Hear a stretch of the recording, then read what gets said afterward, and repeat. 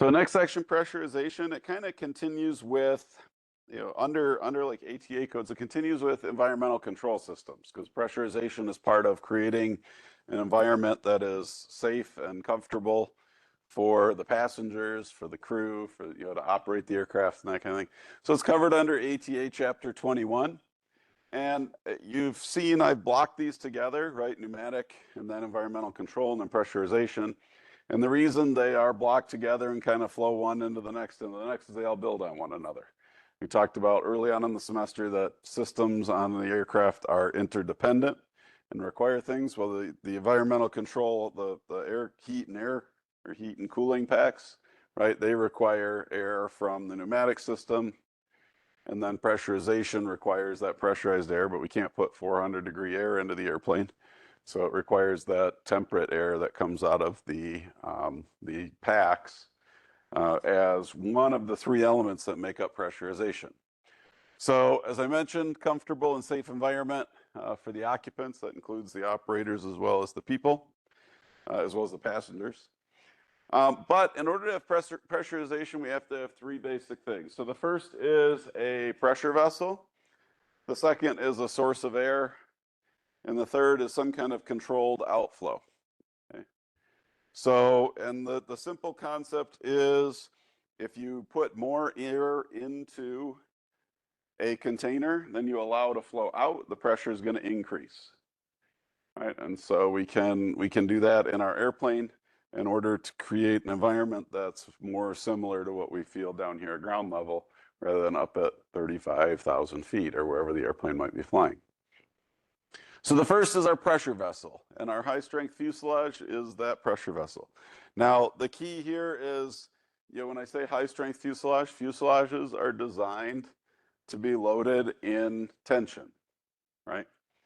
It's kind of like a pop can. You can have a bunch of pressure in your pop can. It's pretty strong. But if you release that pressure and then step on the outside of a pop can, it's going to crumple. So we always want more pressure inside than outside. We want to equal or we want more pressure on the outside. They're not designed to have pressure pushing on the outside. And we have some considerations when we get into the valves and that kind of thing to make sure that never happens. So with different aircraft, we're going to have different pressure ratings, and that is based on different differential pressure ratings, so the difference between the inside pressure and the outside pressure. And those are primarily based on how high those aircraft are going to fly. When a plane has a lower service ceiling, doesn't fly as high, we don't need to have as much pressure to maintain a safe atmosphere. Okay. And so light aircraft, and when I say light, this is light like piston engine aircraft, you're typically seeing about 3 to 5 psi. In larger recips, so something like the Baron or other bigger, twin engine, those kind of things, you might get upwards of 5.5, maybe 6 or 7 psi, depending on, again, how high that aircraft is able to fly or how high it's expected to fly. And then when you get into turbine aircraft, I have here of up to 9+ psi, and the reason I say 9+ is some of the newest aircraft out there are pushing 11 psi differential. Yeah. Yeah. Not quite like a large turbine. Right. Yep. It's about 8 to 9. That one's about 8 to 9. It maxes out, something like the King Air. So most turbine, even if they're turboprop, they still have the ability to fly fairly high. Now, it's not going to be flying nearly as high as like a corporate jet. It might commonly cruise at 20,000 feet, whereas a corporate jet, corporate jets tend to fly higher than anything else. A corporate jet, some of those can go over 40,000 feet. They aren't up there a lot, but they can if they're doing a long distance. And then even your large intercontinental commercial airliners, those will sometimes fly. It's not uncommon for them to be flying in the 35 to 40,000 foot range, and sometimes slightly exceeding. I was on a flight to, I can't remember, Australia. One I was on where we looked at the in-flight entertainment showed we were at about 41,000 feet. I think that's the highest I've ever noticed when I've been on an airplane. So it was either going to like Australia or when I was going to or from China, one of those, crossing the Pacific kind of thing. So our sources of air are the main source of air, what's going to be pressurizing the aircraft most of the time, is going to be the turbine engines, that bleed air that we have. Anything that's like corporate jet, regional aircraft, uh, corporate jet, regional aircraft, turbofan, larger stuff, those are going to use bleed air off the engine. It's going to be pulled directly off the compressor section. If you have smaller aircraft, and this goes into like the King Air, it doesn't pull compressed air off the engine. It actually has it's a supercharger, essentially, a compressor that's driven off the accessory gearbox of the engine. And that provides pressurized air in order to pressurize the cabin. It can also run things like environmental control systems. And then another way to do it is you can have, that's this bottom one here, compressor driven by the accessory gearbox. There's also some aircraft that use a compressor driven by bleed air, which is because you can get such high pressure out of the engine, but limited volume. You can use that real high pressure to drive a turbine, which turns the compressor and then can compress a lot larger volume at a lower pressure of outside air. That's a turboprop, but it's actually often, sometimes on both. Like the 747 and the SIM actually has a pressure or a bleed. What do they call it? It's a boost, low boost system, and it augments the amount of air versus we don't need the super high pressure that comes off the compressor of the engine, but rather we can use it to create more volume. So 3 different ways of doing it. Most are going to use that direct bleed air. They might use this boost right here, flow boost in the middle, and then small aircraft, again, like the King Air, for instance, that uses a supercharger. A lot of your piston engine aircraft use a pressurization supercharger. So that's driven off of the gearbox, again, of the reciprocating engine, and that provides it. Now, the one caveat, again, I've talked about the 787 going to a no bleed architecture. That doesn't use any of these. In that case, you have engines with really large generators on them that produce a ton of electricity, and that electricity drives an electric motor, which runs a supercharger, an air compressor that pulls in outside air, compresses it, runs it through an environmental control pack, and then sends it into the cabin. And apparently that is more efficient than pulling bleed air directly off the engines. So Scaled up shop air compressor. It's an air compressor on steroids, pretty much. Yep. So hopefully you're using them for their legal and intended purpose of getting over infections and that kind of thing. So outflow valves is the next thing. So remember the last part of this, so we have our fuselage as our pressure vessel, and we have our bleed air source that we've talked about. And then we're going to control how fast that air is able to escape from that enclosed space. And that's the job of the outflow valve. So these are going to determine a couple things: controlling the amount of air leaking out, what the cabin pressure altitude is, essentially a given pressure corresponds to a given altitude, right? You go up in altitude, the pressure goes down. And so we set our cabin altitude. It also is going to control the rate of change. So as that's changing, we want to be able to change it. We want to be able to vary it. Humans' ears do not like fast pressure changes. So we have to make sure we maintain a rate of change that is comfortable and hopefully not going to cause all the babies on the airplane to cry incessantly for a 16-hour flight. So there's a couple main types of outflow valves. We've got our primary outflow valve. That's the one that's going to do most of the controlling most of the time. There's also what's called a safety valve, or also known as a positive pressure relief valve. We don't want to get too high that we cause the airplane to pop. Popping airplanes is bad. What was the early airplane that had popping problems? The Havilland Comet, yeah. That was more the windows caused stressing around the corners and stuff. Negative pressure relief valve. Again, we never want to have more pressure outside than inside because the fuselage isn't designed to handle that. And finally, the dump valve. When we do want to get rid of pressure, we want to be able to get rid of it quickly. So outflow valves can come in two types. This one right here is a diaphragm type valve. So it's basically like a big plunger. So the actual valve, this is what's in, you're going to do the mock-up board. You're going to use the mock-up board in lab, and the mock-up board has these diaphragm valves. So you'll be able to see these in operation in lab. But essentially what you have, this would be inside the cabin. Here's the part down at the bottom. This flange is mounted to the pressure bulkhead. All right, a hole in the pressure bulkhead. And this is a plunger poppet here that can open and close. It can move up and down in this orientation. And when it moves up, it allows air to flow through these openings on the side and then out through what's the bottom in this orientation. Now, normally these would be on their side. They wouldn't be sitting like this. They would be sitting turned 90 degrees. Baron has these, the King Air has these, the mock-up board has these. The CRJs I worked on have these. They're all over. Now, these can be controlled a couple different ways. One is pneumatically. This is a pneumatic control one. So it's got kind of what's called like an aneroid up here in the top. And pressure is sent to these different ports in order to control opening and closing from a pressurization controller. They can also be electrically controlled, just like an electric motor that pushes and pulls them with a computerized type pressurization system. So that's going to control that pressure and the rate of change. You know, the faster that opens or closes, the more air it's going to allow to go in or out quickly, and that's going to cause a rate of change. The other style you'll see is a door type.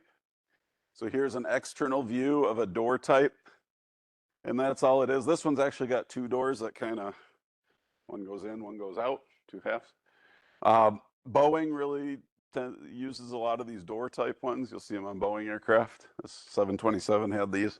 But these can be, again, electrically or pneumatically controlled. They've got a little motor and actuator. You can see kind of the bottom edge of it here where it connects the door. It would live up behind the skin right above it. And it's going to open and close that in order to do it. Oh, look. Never looked at this that carefully. This one has screen in it. That's really smart. 727 didn't have any screen in there, and these are open on the ground. Guess what got inside? The birds. Yeah, I had to make sure these were always shut when we were done working on the plane so that the birds wouldn't get inside. The area they would get was like under the back floor too. It wasn't like, it was gross. So again, controls the cabin pressure and the rate of change. Okay. So that's our main controller, but those, we want to make absolutely sure that if they don't work correctly, we have an alternative. So positive pressure relief valves, which look oftentimes very similar, they basically are an outflow valve. But the big key with these is they really don't have much hooked up to them. Now this one's got a little cannon plug that can hook up to it, but a lot of times the positive pressure relief valve doesn't have any controllers hooked up to it. There's no wires going to it. There's no hoses going to it. It's just a self-contained unit. And it's going to do two things. It can detect how quickly the pressure is rising, and it can to safely vent air. So if you are getting a big pressure spike, the pressure is rising quickly, the fear is that if a valve waits too long to open and the pressure is rising quickly, even though that valve opens, it may not be able to dump air fast enough to prevent that pressure from going too high. And so if that rate gets high enough that it looks like the pressure in the fuselage is going to overshoot the maximum pressure, it will pop open well before that happens. The other part is if you have a slow increase in pressure, it will open, as you approach that maximum pressure so that you don't overpressurize the aircraft. Okay. And so they open that way, and really all they do is they'll maintain that max differential pressure. They're looking at what's the pressure outside compared to the pressure inside, and is it too high for the fuselage, for the aircraft? And if it's going to hit that quickly or if it's going to approach it, they don't dump pressure. They don't reduce the pressure in the cabin back to atmosphere, back to outside. All they do is prevent it from going above the max differential. Okay, and hold it there.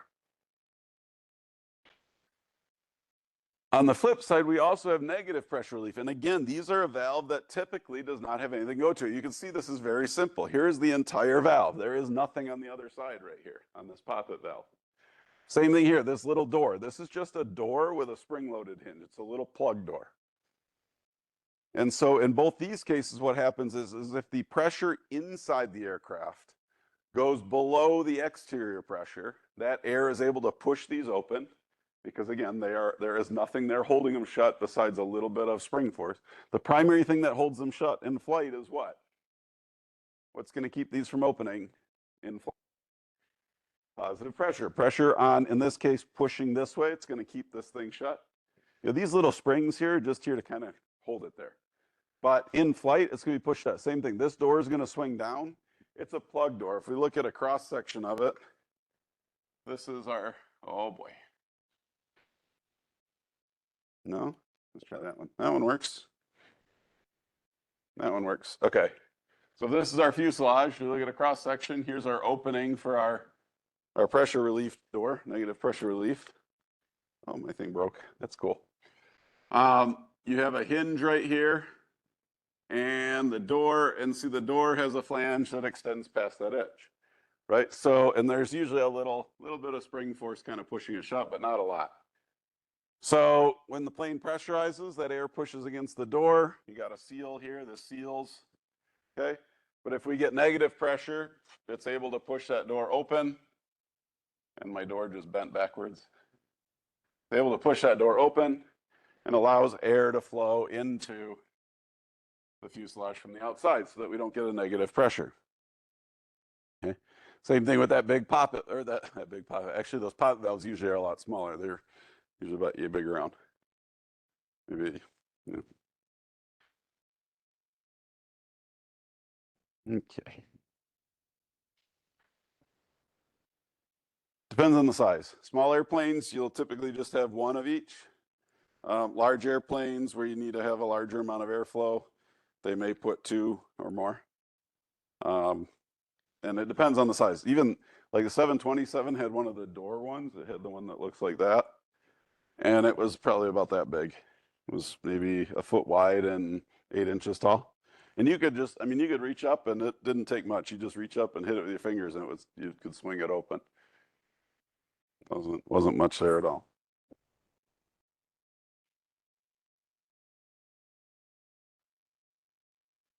The last type is what's called our dump valve. And so this is if we want to make sure that the cabin is not going to pressurize, like when we're doing maintenance operations, most of the time we're taxiing the plane around, we're doing that, we want to make sure it's not going to pressurize. We would actually put these we would leave these in the dump position for maintenance so that we didn't accidentally pressurize. It's not a huge deal if you pressurize on the ground. The biggest thing is that it makes your ears pop and feel funny. The other part is it does put a little bit of stress on the fuselage, right?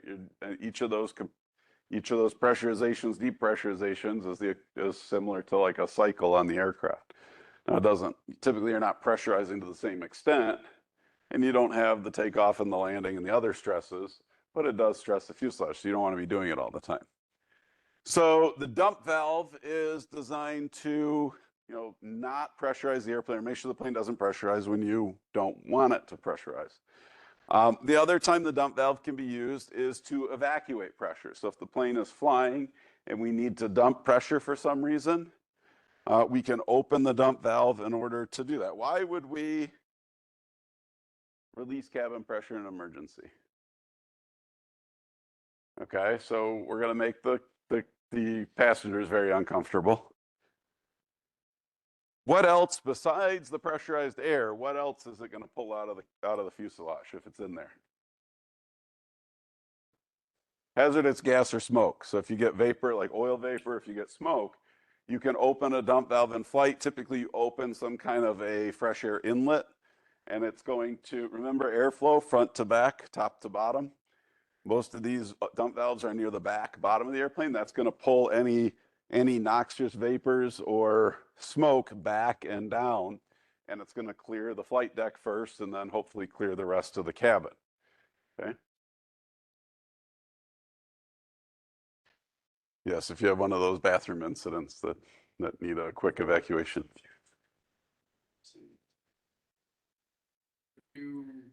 Obviously you wouldn't do it. It could be done at 41,000 feet. You're probably not going to. You're going to go into a crash dive. Plane's going to be diving. to get to lower altitude. Crew's going to put their oxygen masks on. And what they'll probably do is they'll probably drop all the oxygen masks back in the cabin before they do it, if they can. If they don't, when they open it, that pressure drop will automatically cause those masks to fall anyways. But you do have the ability, and ask me how I know, you have the ability to drop all the masks simultaneously by pressing a button up in the flight deck. Actually, I've done it because I had to test them. You have to test them once in a while. But there's these little things you can flip out on each door so they don't actually all drop, because repacking them's a pain. You need like 3 or 4 hands to repack an oxygen mask box. It depends on the size of the airplane. But, you know, even a 50-seat airplane has 70-something masks in there. Because remember, a lot of the rows have extra masks, because if you have a lap child, you have to have an extra mask. Rows where lap children can see, if you have 2 seats there, it's going to have 3 masks up above. So you can put one on a lap child. You'll never see 2 lap children sitting next to each other, for the most part. There are a few airplanes where they'll put enough masks, but some airplanes you can only have lap children on like the left side or the right side, because one side only has enough masks for the seats, and the other side has the extra mask. So, but and then there's always 2 masks in the lavatory. Well, some have 2 masks in the lavatory, which is kind of weird. It's more for if a flight attendant has to help. They have portable bottles. Yeah, I always thought it was odd. No, the biggest reason is because that way you had the same mask box assembly that you used out in the cabin. It was also installed, so you didn't have to have a special oxygen generator, set of masks, box for the lavatory. It was interchangeable with all the rest of them. So, but dump valves can be butterfly type. They can be door type. They can actually be the poppet type as well. The King Air, the Baron, the mock-up board we've got, those all use a second poppet type valve as the dump valve. It's just one. The dump valve can be modulated open close. The outflow valve can be modulated open and close, whereas the dump valve is either fully open or fully closed.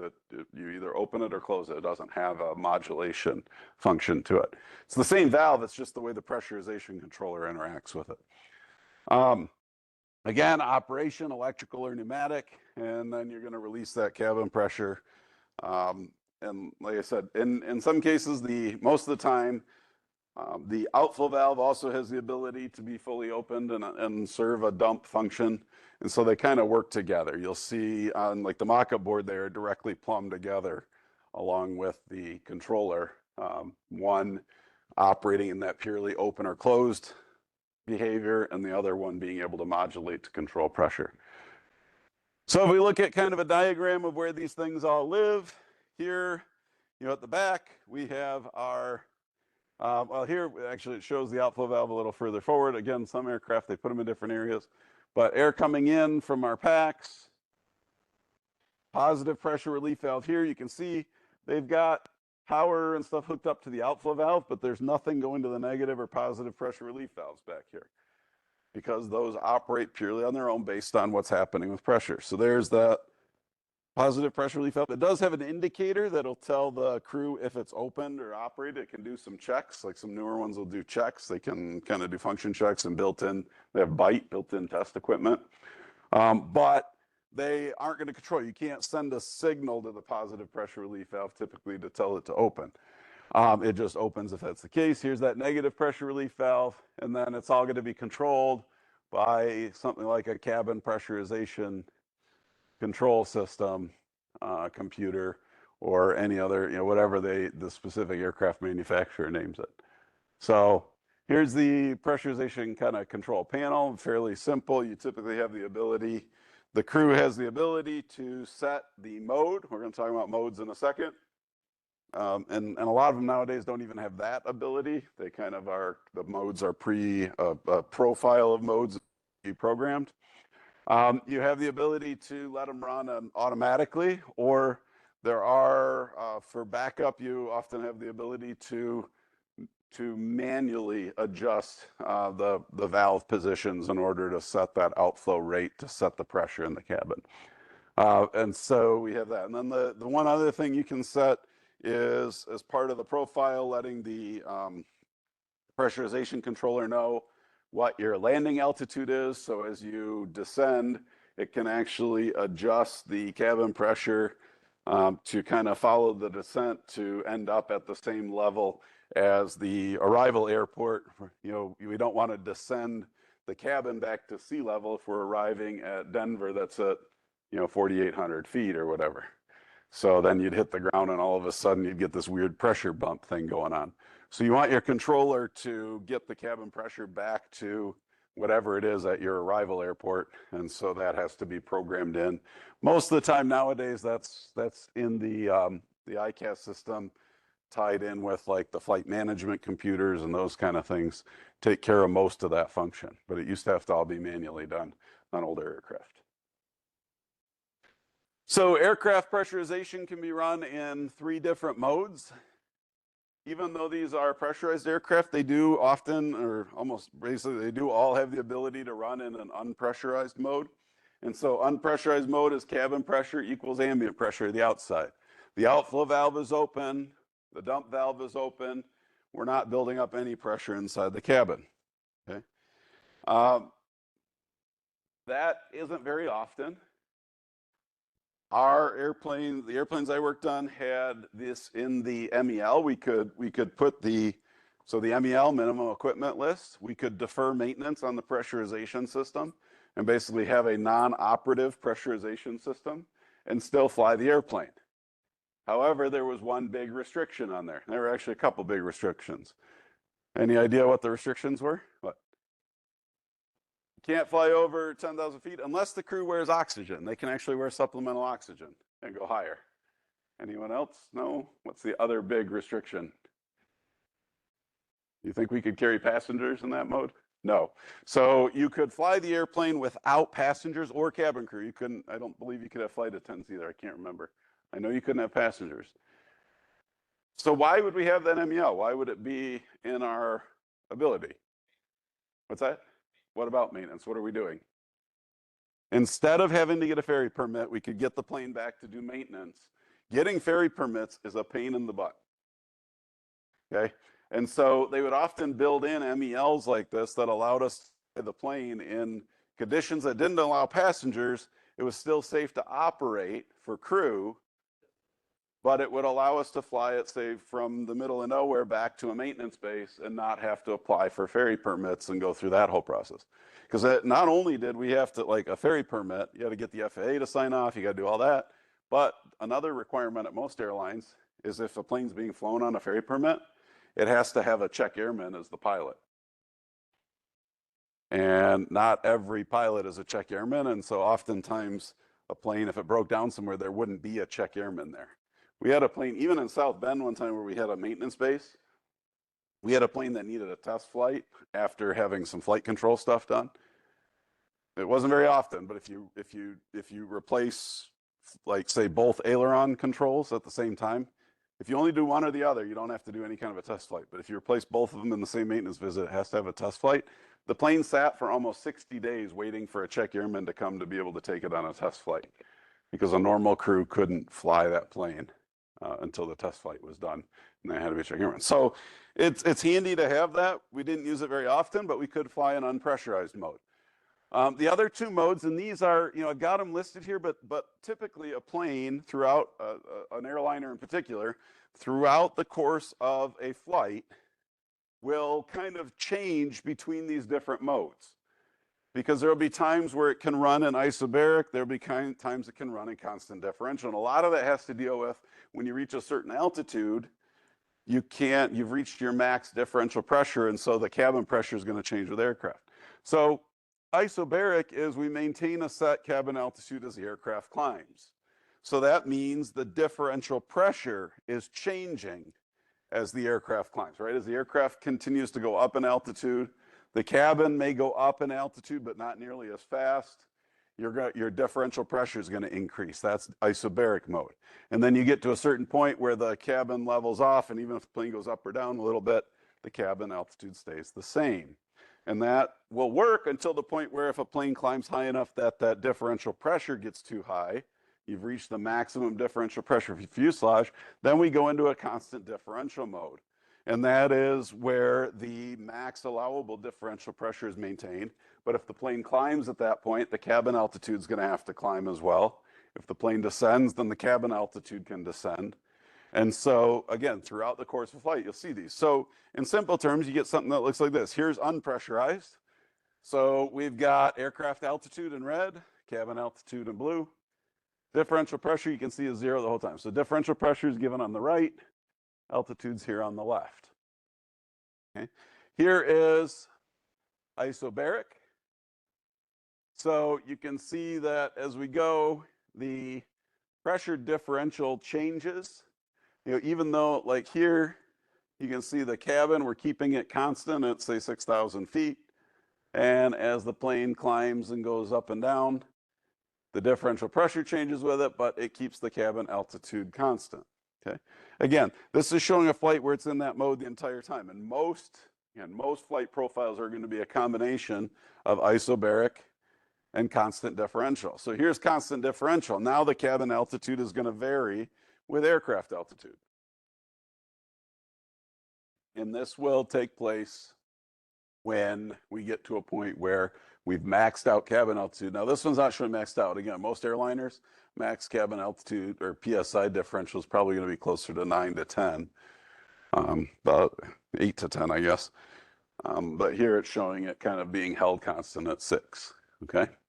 But in this case, you can see I've got the cabin altitude going rather high, about 13,000 feet, which is higher than we would ever have it be, because you would have to have oxygen at that point, above 10,000 feet. Okay. But it just kind of gives you an example of those. In the lab, when you do the lab, I've got a flight profile of the 747 that kind of shows how it switches between constant differential and isobaric throughout the range of flight. So you're going to operate the aircraft at different altitudes. You can use the autopilot to climb or descend to kind of watch how the pressurization system handles those differences in pressure. Okay. So that wraps up pressurization. So I do have the schematic, I'll give you that, but we're going to move into the next system that's kind of related to this, and that is oxygen.